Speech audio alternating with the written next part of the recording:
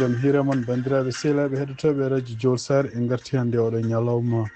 aljuma hawri ko jeeɗiɗi lewru février hitande ujunnaji ɗiɗi e nogas e joyyi habruji moɗon e ɗemgal pular toon to états-unis guitorɗen ɗum noon ma en jakadi ƴeewen kanko Donald Trump peeje kadi ɗe waɗi oɗo ñalawma aljuma ko fati ancien président Joe Biden habruji men international manaw en toon to haare wonde toon to Gaza ɗum noon to Palestine ƴeewen kadi réaction ngaji hono leyɗele arabeɓe ko fati en gueɗe ɗo haala pour wiide wonde ko kanko mo o yiɗɗi ko Amérique occupe Gaza mata ɗum amma en jaa habruji men international toon to Côte d'Ivoire kanko biyeteɗo Tidiane Thiam ɗum noon ko neɗɗo jeeyaɗo e lundo président parti démocratique du Côte d'Ivoire o ɓoorima nationalité mo jogino pour France toon to Sénégal ma en dutto toon kadi toon to Thiès bandiji nanggama toon taw ɗiɗon bandiji kadi taw en jogui kaɓirɗe kewɗe habruji men international hande ma en jokkodiri e Foutanki Diaw e joɗiniɗen toon to Mauritanie o wawa haalanden kadi cuumuji gonɗi oɗo saha joni toon to Teccan ɗum gasnirten journal oɗo enne ko page meɗen sport ɗum noon ko Tidiane Niang waɗanten ɗum ko ɗum woni titre uji men ɓuuri mawnude oɗo journal ma en gartu joni joni.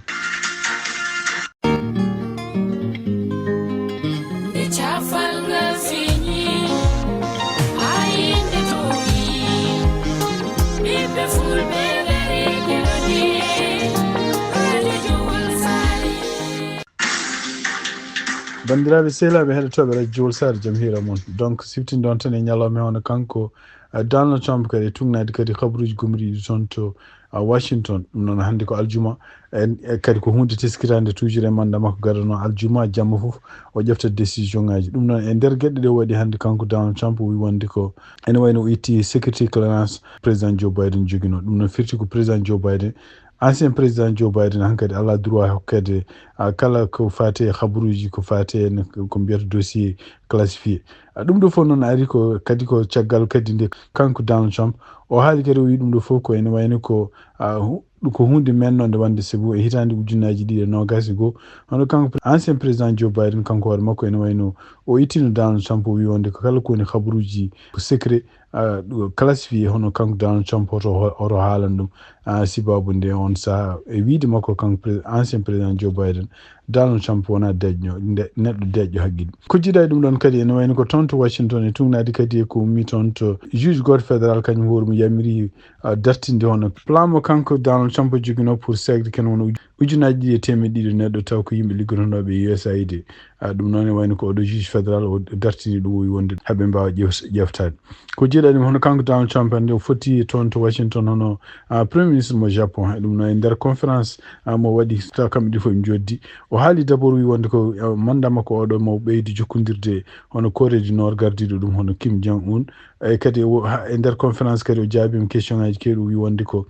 taw yimɓe namdimo mbima wonde ko Elon Musk ene wayno ko kañum woni caggal makko jooɗi e 6 mo fonno jooɗade e kadi hol ko Elon Musk waɗata joni ko o wi wonde ene wayno ko oɗo saaha ko kanko yamiri Elon Musk kala ko ƴewtete e gouvernement fédéral ɗum noon ko fati budget ɗum noon ko guila Pentagon ha yetti en budget ji fédéral kala agent ji fédéral ɗum woni ko kanko yamiri Elon Musk yo ƴewta ɗum ɗon ɗum noon ko ɗum woni ko haali kanko Donald Trump ko jiida ɗum ɗon kadi kanko Donald Trump caggal nde journaliste CNN biyeteɗo Ketlen nde namdimo wonde est ce que kanko mo jogori segde yimɓe FBI enquêtannoɓe ko fati en gueɗe patɗo en janggu bandungu toon to congrès o wi wonde ko o andama o secret ko noon e wiide makko kanko Donald Trump woni yimɓe liggotonoɓe FBI ko yimɓe yenneteɓe ko yimɓe ligga baɗani liggaji men ɗum noon yiiɗi ko artirde Kash Patel kañum hoorum artira FBI no fonno waade ni henne ha hande kadi ko fati makko kanko Donald Trump e ñalawma mo rokkuno en hono yimɓe liggoroɓe gouvernement fédéral ken wona million ngaji ɗiɗi neɗɗo alkamisa hanki haaɗi kala jiɗɗo heddade laamu ngu a yaata woni adde kayit pour wiide démissionné walla ko way noon beele ne wawa yoɓede walla so wona ɗum kanko ceeko ɗum ene wayno ko juge goto fédéral kañum hoore mum o bloquinomo kanko Donald Trump ɗum noon ene wayno ko wawi wonde fof oɗo saha joni kanko Donald Trump guila e démocrate en ha e wonde républicain ji ko ɓuuri hewde hen puɗɗima haare mumen contre makko surtout en toon to tribunal uji e toon kadi to seppoji mbaɗoji oɗo saha joni seppoji ɗi noon ko dole han surtout banggue démocrate en ko hunde nde ganduɗa nde jiiɗi hutorade walla nde ɓe jogori hutorade ko fate campagne garo toon to congrès oɗo saha joni eɓe jogui gueɗe gueɗe ɗe ɓe kutori surtout gueɗe ɗe ganduɗa en ɓe kalino campagne présidentielle ɓennuɗo pour wonde Donald Trump so ari jogori ko hutorade projet mo mbiyata 2025 oɗon projet donc e gueɗe ɗe ɓe kutorto kamɓe démocrate en surtout en oɗo saa ko wiide wonde ka kala koɓe kalano e campagne hitande ujunnaji ɗi no gasne wonande kanko Donald Trump gargol makko laamademo ko hutorade projet ko mbiyata 2025 oɗon projet ene wayno ko segde kala yimɓe ɓe ganduɗa beldani makko segde kala yimɓe liggotoɓe toon e gouvernement fédéral wattu hen yimɓe ɓe hooli tawa hay goto sallamta hum hande e ñalawma hande tuyenne caggal nde kanko biyeteɗo Russell Vogt nde o waɗa confirmé Russell Vogt noon ko toppitiɗo ko fate en office mbiyata budget nde waɗa confirmé ɗum noon caggal kadi nde ɓe teskiri wonde ko kala ordre uji walla kala jamiroje présidentiel ɗe kanko Donald Trump ɗe waɗata ɗum fof ko gueɗe ɗe ganduɗa gabitiɗe oɗo projet 2025 ene wayno ko kamɓe démocrate en ko ɗum ɓe kutorto oɗo saha joni habruji men États-Unis cekkitortoɗen ko tugnade habruji patuɗe enne e ngallu leydi ndi ɗum noon tugnade rapport mo ganduɗa bindaɗo taw ko CNN jeeɓi ɗum windi oɗo rapport kadi ko rapporteur biyeteɗo Brian mana gonɗo CNN ɓe mbi wonde ko gurdam ko fate américain surtout e nder ko fate butikaji gueɗe ɗe ganduɗa nen ko fate gueɗe codde tedde guila ɓoccode hay kosam ha e gueɗe goɗɗe ñamde koko ɓeydoto tidde ɗum noon e wayno ko oɗo saha joni surtout ko fate no ɓoccode keɓetenoɗo ana wayno prix muɗum nan dubla ɗum noon ko noon jogori yarude ɗum ɗo fof noon ko sibabude e wiide mabɓe hawnaki kadi won gueɗe kewɗe gummotonoɗe caggal leydi to ɗum noon ko wayno Mexico en ko wayno Canada en tawde Donald Trump wi ko waɗata ɓeɗon tarif hay sinno waɗaka tarif ene wayno kadi ɗum noon koko ussi sibabude kadi won yimɓe hewɓe liggotonoɓe e nder compagnie ji ɗi ganduɗa en taw ko ɗum ɗon pewnata ɗo e États-Unis ni dole hen koko natti dawde walla ko nen ko fuɗɗi yaltinede walla ko won hen ko yaltinɓe koye mumen ɗum ɗo kadi ko hunde nde ganduɗa jogorani wallude ɓe kaali hen kadi ɓe mbi wonde ko sibabu Donald Trump kañum hoore mum fawde gueɗe gummotoɗo Chine ɓe mbiya 10% ɗum noon ko à partir de tala ɓennuɗo ɗum noon kadi ene wayno ko kamɓe Chine kadi caggal nde ɓe pawi kamɓe koye mabɓe tarif ɓurɗon bonde e gueɗe gummotoɗe Amérique ɗum ɗo fof ko jogori addude ko caɗele wonande gurdam no jogori wade tidde ɗo e États-Unis men international guiɗoɗen ko toon to Sénégal toon to Thiès no bandi goto ne wanno kañum hoore mum jannoɗo e oto mo ganduɗa adjudant goto gendarme kondiranno nde o yani nder oto ene wayno wujji fetel muɗum kanko oɗon bandi ne wayno nanggama ɗum noon tugnade kadi ko habaruji gomiri toon kanko nanggaɗo ɓe tawi kadi on wonde yimɓe hewɓe ɓe ganduɗa kamɓe koɓe joguino ko goomu ko ganguji ɓe joguino hen eɓe gujji kaake joguiɗe valeur e kadi en wayno ɓe tawi perlaji kewɗi gone mabɓe ɗum noon e wayno nanggugol ngol waɗi ko toon to Thiès tugnade kadi e rapport gommiɗo toon to brigade police mo Guetti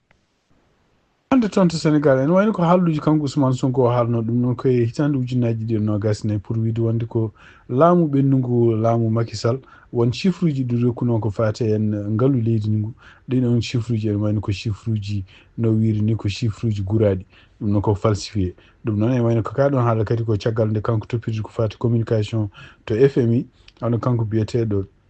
Julie Kozak o haali kadi wi wonde ɗum ɗo fof ene wayno ko kamɓe FMI eɓe mbatti haqqille no feewi kala gueɗe ɗe ganduɗa jahoje toon Sénégal e kadi ene wayno ko fate Sénégal no wiiri kanko debbo biyeteɗo Kozak o wi wonde ko eɓe tini no feewi pour wawde haaldude autorité ji laamiɓe toon leydi Sénégal oɗo saha joni pour beele réglude kala ko fate déclaration ngaji ɗi gona gonga o wi e wiide makko kadi o wi wonde ko tribunal toppitiɗo ko fate compte uji toon to Sénégal en fonno addude mabɓe rapport muɗum mayirde nduɗo lewru ɗum noon e wayno ko ɓe keɓani oɗon rapport taw kanko gardiɗo ko communication toon to FMI wi wonde ko eɓe goni koye ƴeewde peeje fof wawde jofade gueɗe ɗe ganduɗa en ɓurɗo wonde important pour beele kala ko laaɓani e ɗum ɗo ene wawi labtinede janggo jaam taw caɗele baɗe ni hen surtout déclaration ngaji ɗi gona gonga to ko fate ngallu toon to Sénégal hakkude Sénégal e FMI habruji men cakkitorɗen toon Sénégal en wayno ko journal goto biyeteɗo Dakar Actu ɗum noon ko journal enen koye meɗen kutortono ɗum pour ko fate source uji meɗen e habruji parɗo e Sénégal e parɗo e Afrique e noon oɗo journal tugnade hannde ko habruji jaltuɗi kanko hoore makko en wayno laamu kesu gongu toon to Sénégal ngu jaɓani oɗo journal hanko continue jogade toon ligguey muɗum toon to Sénégal ɗum noon en wayno ko fedde fedde toppiriɓe ko fate jayde enkangal toon Sénégal mbi wonde ko kañumen koyemin beltaki hen. ɗum noon caggal nde kanko directeur kanko ministére toppitiɗo ko fate communication e télécommunication e du numérique nde o yaltini liste mo ganduɗa ene galleji janinkoji keftinaɗi taw oɗo galle Dakar Actu ala hen. kamɓe Dakar Actu noon ene wayno ko oɗo saha joni eɓe mbi wonde koɓe continue ɓe wodde kono noon ɓe jaltin koye mabɓe mbaɗa ɓe gona caggal leydi ɓe mbawa continue wadde toon liggueyaji mabɓe. ɗum noon siftini ɗon ko Dakar Actu ko journal kadi online kutortono no fewi nde ɓe goni opposition nde kamɓe koye mabɓe kutornomo oɗo journal walla heɗade habaruji kono ene wayno oɗo saha joni oɗo journal Dakar Actu kañum hoore mum ene wayno ko wiyama ala droit wonde toon to Sénégal. ha hande habaruji men international toon to Côte d'Ivoire hono kanko biyeteɗo Tidiane Thiam ko kanko ardi oɗo saha joni parti mo mbiyata parti démocratique de Côte d'Ivoire ɗum noon e wayno ko e ñalawma aljuma oɗo hannde o waali oɓe mbi wonde ko o déposi wonde demande pour wonde kanko hoore makko mo certain nationalité française. ɗum noon e nder constitution mo Côte d'Ivoire ko haali ɗum noon article maɓɓe 55 wi wonde ko kala jiɗɗo wonde candidat pour ɗaɓɓude ardade laamu toon to Côte d'Ivoire il faut ko wona Côte d'Ivoire naji yummuɓe bawmum e kadi ene wayno kadi jogo nationalité Côte d'Ivoire tande élection ngaji ɗi mbaɗetende. ɗum noon e wiide makko kadi ɗum ɗo kadi ko feere mawde ɓe jogui pour hande à partir de oɗo ñalawma hande beele nde haade élection ngaji arde élection ngaji garoji e nder lewru octobre tan ujunnaji ɗiɗi nogas jeeyede mo arde firti wonde koye oɗon saaha kanko hoore makko tawete ko woni candidat. donc oɗo saaha joni toon to Côte d'Ivoire en wayno ko candidat ji ɗi nene keewi seeɗa hono kanko Tidiane Thiam ene wawi kadi o felɓodira no fewi e biyeteɗo Jean-Louis Bilon kañum hoore mum meɗin wonde ministre toppitiɗo ko fate commerce e kañum hoore mum ene wayno oɗo saaha joni ko contre makko kanko Tidiane Thiam o noon siftini ɗon kanko hoore makko meeɗi wonde ko ingénieur e kadi o woni ministre kadi caggal mo woni mawɗo banque caggal mo warti Côte d'Ivoire guila hitande ujunnaji ɗiɗi e nogas ɗi ɗum ko caggal muɗum wonti kanko hoore makko président oɗo parti. donc jiida e Jean-Louis Bilon ene woodi candidat ji goɗɗi hono kanko ancien président Laurent Gbagbo ene wayno kañum hoore mum laaminoɗo leydi Côte d'Ivoire gila hitande ujunnaji ɗiɗi ha hitande ujunnaji 11 kañum hoore mum ene wayno baɗaɗo joni kañum woni mawɗo parti des peuples africains to Côte d'Ivoire kono noon ene wayno komo wawa wonde candidat élection ngaji présidentiel si babu ni ñawore fawnande muɗum. hono kanko kadi ko Laurent Gbagbo ex joom suudu makko biyeteɗo Simone Gbagbo kañum hoore mum ko candidat. ene waɗi kadi ancien premier ministre Pascal Affi kañum hoore mum wonnoɗo premier ministre cuggi hitande ujunnaji ɗiɗi ha hitande ujunnaji ɗiɗi e tati kañum hoore mum ko candidat. Alassane Ouattara noon gardi leydi Côte d'Ivoire guila hitande ujunnaji ɗiɗi e 11 jaɓani haalde est ce que kañum hoore mum ne jogoro wonde candidat walla koko jogori oppude. donc ko wawi wonde fof no kanko Tidiane Thiam o wi wonde o certe nationalité makko française. ha hande habaruji men international toon to Gaza en wayno ko kanko Donald Trump pour haaluji makko ko fate e wonde yidde wonde ko kamɓe États-Unis arde ɓe contrôle Gaza ɓe mbaɗa ɗum ɓe mata ɗum ɓe maha ɗum kadi nokku mo ganduɗa taw ɓe mbaɗa hen ko wayno casino ji ko wayno nokku ɗum ganduɗa taw ko bawɗo yillede. ɗum ɗo hande ne continue addude caɗele mawɗe walla lurodiral manggal wonande leyɗele arabeɓe surtout henna wonande julɓe wonɓe ɗo États-Unis kañum hen koyemumen ene wayno sippurtinoɓe kanko Donald Trump en temps campagne mo ɓennuɗo ko ɓuuri hewde hen kadi paami wonde ko oɗo saaha joni kala gueɗe ɗe o haalno pour wiide wonde ko so tawi o laamima mo wallu haare wonde toon to Palestine de réglude probléme o waɗa donc état ji ɗiɗi gona toon état Palestine e état Israël saabu oɗo saaha joni ne wayno ko gueɗe ɗe o haalata occupde Gaza firti wonde ko Israël ko kañum tan wonata toon e firti wonde kadi kala ko woni état Palestine ene wayno ko kanko Donald Trump reconnaissant ɗum noon ene continue haalede oɗo saaha joni toon to Moyen-Orient kono noon ene wayno ko gayto États-Unis hono kamɓe républicain ji surtout yenna sénateur uji ɓurɓe ɓadade mum fof kaali mbi wonde ko ala fof haalluji ɗi kanko Donald Trump o haalde mabɓe ko fate ene neldude militaire uji toon to Gaza e surtout ene neldude toon yimɓe ɓe ganduɗa hen taw ko américain ji kono noon ene tuuma wonde ko kanko hoore makko haaldi ɗum e Benjamin Netanyahu saabu eko yalti ko e ñalawmaji ɓennuɗo ɗi caggal nde kanko Donald Trump te fuɗɗi haalde ɗum hono kamɓe laamu gongu toon laamu Israël ene wayno ɓe goni koye ƴeewde peeje oɗo saaha joni ƴeewde hol yimɓe ɓe ganduɗa ken wona million ngaji ɗiɗi neɗɗo palestinaɓe wonɓe toon to Gaza hol leyɗele ɗe nawete walla hol nokkuji ɗi nawete ha kamɓe Israël ɓe mbawa matude Gaza. ɗum noon ko haaluji ɗi ganduɗa en hawnaki ma ɓeydude ko addude caɗele mawɗe wonande haare wonde toon to Palestine. hande ko fati habaruji men international ɗum noon ko caggal nde kanko Donald Trump nde signinde alhamis ɓen ɗo yamirore kadi ko mbiyata ordre exécutif wiide wonde ko kamɓe États-Unis maɓe gummo peeje pour sanctionde yimɓe jeenoɓe cour pénal international enquitannoɓe ha rewande toon to Gaza hakkude Hamas e Israël e surtout e wiide makko kanko Donald Trump par ce que ɓeɗon ko yimɓe ɓe jiiɗa Amérique ɓe jiiɗa kadi Israël ɓe jiiɗa kadi kala woni yimɓe ganduɗa alliéji Amérique. ɗum woni décision mo ƴeftuno oɗon alhamis ko wiide wonde komo waɗe ɓeɗon sanction ngaji. ɗiɗon sanction ngaji noon ko hadde ɓeɗon surtout en ardiɓe walla yimɓe ganduɗa andaɓe ko kañumen gankitanno ɗum ɗon e surtout kadi ko kañumen ƴeftuno décision pour wiide ene mbaɗe makko kanko mandat d'arrêt kanko Benjamin Netanyahu e kanko kadi ardiɓe Hamas donc wiide wonde ko ɓeɗo ene famille aji mumen yimɓe liggotoɓe ndeɗo fedde mbawa gaddi dañde visa pour arde États-Unis. ɗum noon e wayno ko réaction ɓeɗon mbaɗi hannde mbi wonde ɗum ɗo ko réaction ko feere bonde ɗum noon ko wasi toppitade kadi ko fate pelle ɗe ganduɗa toppiri ɗum holno kisal e holno jaam dañirte ni siftindon tan ko kamɓe États-Unis haysi nde ɓe jeeya e financeoɓe ko fate cour pénal international ɓe jaɓata kala décision ngaji gummiɗo cour pénal international tan ko décision ngaji ɗi ganduɗa gonɗi e faveur mabɓe kono kala décision ngaji contre mabɓe kamɓe États-Unis ɓe meeɗani jabde ɗum. ɗum noon sibama nde oɗo saha joni kanko Donald Trump artudemo e laamu e kadi artudemo wonde ko kanko Benjamin Netanyahu ko supportude ɗum o jaɓata jamais hunde ko fawete Benjamin Netanyahu. habaruji men international ma en jokkodiri joni e Fuutanke Diaw o wawa rokkude en kadi ko jogani en ummade toon to Taccan. Fuutanke Diaw bisimilla. Cuumuji laddi ne teska ko waɗata saha e saha kala ko ɗum heeɓi wuro Taccan e balɗe ɓe nodde kettoɗen Mamoudou Sambadou gardiɗo taaridi to Taccan. Ko ardi fof ɗo e Taccan ne waɗi caɗele balɗe ɓe nodde cuumuji mbaɗiɗo balɗe 4 ina suma min jaha ñippoyde ballal laamu min jaani toon ballal laamu hay gootal ko minen yimɓe wuro tan jahata ñippo min mbadden ha ñifa min garta hay gooto min jiyaani tan mona dari nden ɗon darde waɗaka ndenka to baŋnge wata sum nde sumi nde min jiyaani darde yo toppite ha ñifa cikka noon ko cumu sumi ine foti rewi ndede ande holi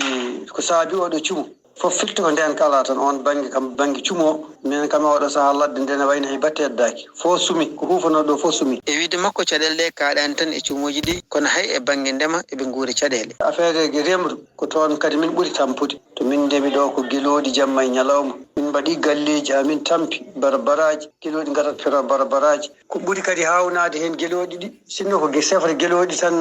ndiwa ɗum yaaha ɗum kadi ne safaro joom guesa wannata guesa mum tan so gueloɗi gari ndiwa yaaha kono ko ɓuuri hawnade ko gueloɗi ɗi mbaɗi ko kalali ɗi ko kidiri kamɓe joomajjen ɓe gandi ɗum gueloɓe kidirɓe wona moni fof wawi hettade ɗum par ce que fayata muɗum fayayma ɓe hen mbadda hen ha ndiwa ɓe hen mbadda hen ha ɓooya donkana goppa ñaama ha yaltina hoore muɗum wiya gueloɗi ɓuuri yimɓe sa wari gueloɓe ala ko donkuɗa waɗede kono gueloɓe yo ñaama an ko gurduɗa ko kuugal ala hen hay batte min jiiɗi ngoɗo erago yettine autorité ji ɗi ɓe tinnoɓe ɓe mbaɗa hen darde mabɓe ina wayno e o saaha ɗo e Taccan ko ɗum woni ɗo mo ɓednan miskin ko wurdi hananne rufde paynel mum. Fuutanke Diaw ngam radio Jowol Sare. Fuutanke Diaw jarama bandiraɓe sehilaɓe heɗotoɓe radio Jowol Sare cakkitoɗen habaruji meɗen ko page meɗen patuɗo e coftal balɗe ɗum noon Tidiane Niang ko goto joɗiniɓe en toon to Mauritanie Nouakchott. Tidiane Niang holko joganɗa en hannde? Assalamu aleykum wa rahmatullah musidɓe tedduɓe hettiyankoɓe haalirde radio Jowol Sare joni kabaruji men coftal balɗe e radio Jowol Sare. Gadorɗen kabaruji men coftal balɗe koye nder leydi Mauritanie jencude kiwidiri championnat mo leydi Mauritanie Super 2 kihiɗe hannde Inter mo Nouakchott kañum heeɓi polgue yesso kippu KDFC loggi tati loggi ɗiɗi ASC Pompier kañum heewidirno e kippu SC Tabrak kiwidiral ngal wawi gasir ko ɗeke on partout ñalawma janngo sanga waktuji 16 16h GMT ASC ni ma hiwdire ASC Tulde 16h GMT FC Zeydan mo Atar ma hiwdire kippu ASC Zandrim kiwidiral sakker ngal sanga waktuji 19 paye hojmaji 50 ASC Douagne ma hiwdire kippu Hilal Club kiwindire championnat foot hitandu ujunnaji ɗe nogas e 4 hitandu ujunnaji ɗe nogas joyi ma puɗɗi to ñalawma janngo sanga waktuji sappo e joyi 15h GMT dubango ma hiwdire kippu wendinga 15h40 GMT Sinthiane Diama ma hiwdire kippu hayre mbar 16h20 GMT Sorimale ma jabbo kippu cide 17h GMT Jowor Sare ma hiwdire kippu Mbagni 17h40 GMT Bagoudine ma hiwdire kippu Bogge Escale ngal ɗo ko diddal A ñalawma janngo ñalngu joyɓijo diɗɗal B 18h20 GMT Ganki Jeeri ma hiwdire kippu Kaydimbe Joro 19h GMT kippu Dawlel ma jabbo kippu Rindiaw 19h40 GMT Thialgu ma hiwdire kippu Tekan 20h20 GMT Jingue ma jabbo kippu Darel Berka kiwdiral sakken ngal sanga waktuji nogas e go woni 21h GMT Silla ma hiwdire kippu Falakome jencude championnat ji dunde Europe gadarden ko championnat mo leydi France Ligue 1 kiwdire ñalawma hande Paris Saint-Germain kañum heɓi polgue yesso kippo ASC Monaco loginayi logol gotol Brest kañum yehe nder terrain Nantes fi ɗum logui ɗiɗi ndiga championnat mo leydi Espagne kiwdiral match avancé ñalawma hande Rayo Vallecano kañum heɓi polgue contre Real Valladolid logol gotol e ndiga championnat mo leydi Allemagne Bayern de Munich kañum heɓi polgue yesso kippo Werder de Brême logui tati e ndiga Serie A italien Juventus kañum yehe nder terre Cologne fi ɗum loggi ɗiɗi e loggol gotol ñalawma jam gadorɗen ko Ligue 1 français 16h GMT Nice ma hiwdire kippu Lens 20h05 GMT Saint-Étienne ma jabbo kippu Rennes championnat mo leydi Espagne ñalawma janngo sanga waktuji nogas 20h GMT Real Madrid ma hiwdire kippu Atlético Madrid buddiren kabaruji men ko fatte Serie A italien ñalawma janngo 17h GMT Empoli ma hiwdire kippu Milan AC kiwdiral sakkere ngal sanga waktuji sappo e jeenayi to pawi hojomaji 45 kippu Torino ma hiwdire kippu Genoa kabaruji men coftal balli ko ɗo kaaɗi en calmini hettiyankoɓe haalirde radio Wolto Mbawi wonde fof Tijani Niang a jarama bandiraɓe sehilaɓe heɗotoɓe radio Jowol Sare ko ɗum woni komi jogon noon habaruji ko fati ɗemgal Pulaar siftinɗon tan hande oɗo ñalawma aljuma 7 lewru février hitande ujunnaji ɗi nogas e joyyi ko musidɗo mon Amadou haldanoma en ballodiri e Fuutanki Diaw joɗiniɗen toon to Mauritanie en wonde Tijani Niang joɗiniɗen toon to Mauritanie yen mbaali jaam ha janggo on jarama